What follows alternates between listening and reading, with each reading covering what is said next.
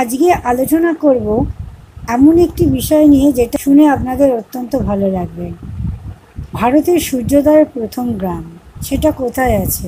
সেটা আছে আমাদের দেশের অরুণাচল প্রদেশের ডং গ্রামে। ভারতে প্রথম যেখানে সূর্যোদয় হয়, ভোর 3টের সময় সূর্যের প্রথম রশ্মি এই ডং গ্রামে এসে পড়ে এবং ভোর 4টের মধ্যে আলোয় ভরে যায় এই গ্রাম।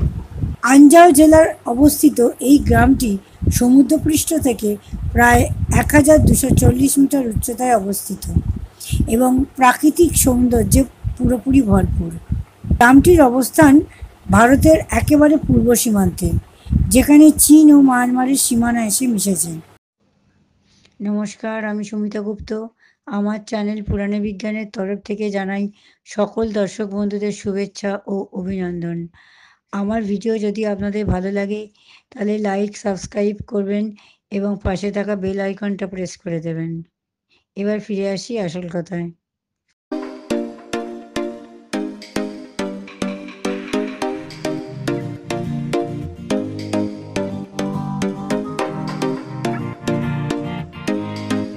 এটি লোহিত ও সতী নদীর সঙ্গমস্থলে অবস্থিত।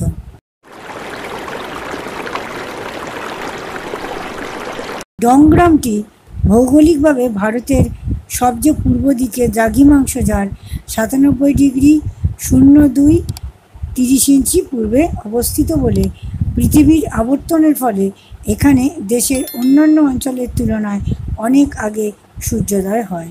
গরমকালে কখনো কখনো ভোর 3টের পরেও সূর্যোদয় দেখা দেয়, যদিও সাধারণত ভোর 4:30 অর্থাৎ গরমকাল থেকে 5টায় শীতকালের মধ্যে সূর্যের আলো পুরো এলাকা জুড়ে ছড়িয়ে পড়ে। এই জন্যই একে ভারতের সূর্যোদয়ের প্রথম গ্রাম বলা হয়। এই অঞ্চলে দিনের দৈর্ঘ্য প্রায় 12 ঘন্টা। যখন ভারতের অন্যত্র বিকেলে চা তৈরি করার সময়, তখন ডং গ্রামের মানুষেরা রাতের খাবার রেঁধে ঘুমোতে যাওয়ার প্রস্তুতি নিয়ে নেন। একসময় মনে করা হতো আন্দামানের কুচ্ছল দ্বীপে ভারতের প্রথম সূর্যোদয় ঘটে। তবে 1999 সালের গবেষণায় উঠে আসে প্রকৃতপক্ষে অরুণাচল প্রদেশের ডং গ্রামই সূর্যের প্রথম রশ্মি পড়ে থাকে।